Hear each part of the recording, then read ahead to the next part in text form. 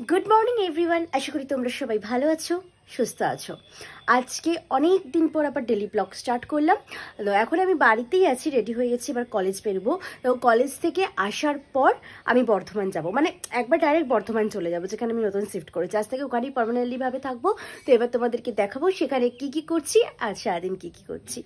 চলো দেখতে থাকো। তো স্টেশন চলে গেছিলাম ট্রেন ধরার জন্য। কাঞ্চনজঙ্ঘা ট্রেনটা ধরে নিয়েছি। তো এবার বোলপুর যাবো, তারপর কলেজ যাবো। তো কলেজে গিয়ে তোমাদের সাথে দেখা হচ্ছে। ক্লাস এখন হয়ে গেছে, এখন টিফিন আওয়ার। তো পিছনে চলে এসেছি খেতে, পিছনের দিকটায় কলেজের। তো এটা মা করে দিয়েছে রান্না, ভাত, পোস্ত, এটা হচ্ছে লালতের শাক, আর হচ্ছে কুমড়া আলু ভাতে।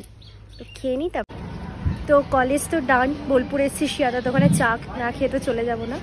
তো চা খেতে এসেছি, তো চাটা খেয়ে চলে নেমেই গেছি ট্রেন থেকে। তো যাচ্ছি এবার রুম। তো রুমের কাছে চলে এসেছি। So welcome to my new kitchen. একবারে নতুন জায়গা থেকে, নতুন কিচেন থেকে শুরু করছি।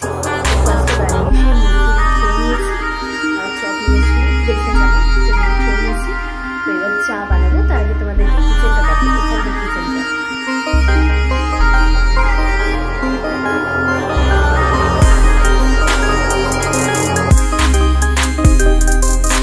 বাবা এদিকে বাজার করে নিয়ে চলে এসেছে। এখানে এত মাল ছিল, মোটামুটি গোছাতে 2 দিন লেগেছে।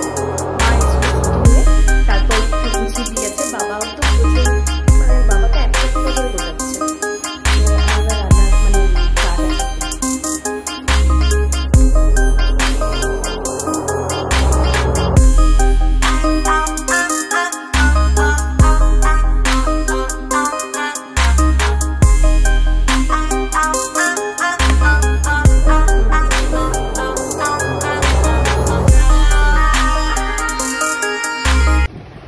রান্না বান্না মোটামুটি সব ডান।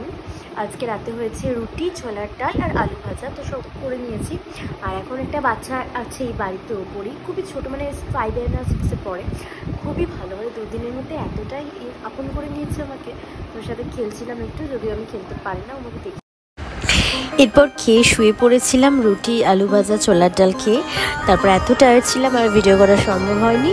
তো always stay safe, stay blessed, good night.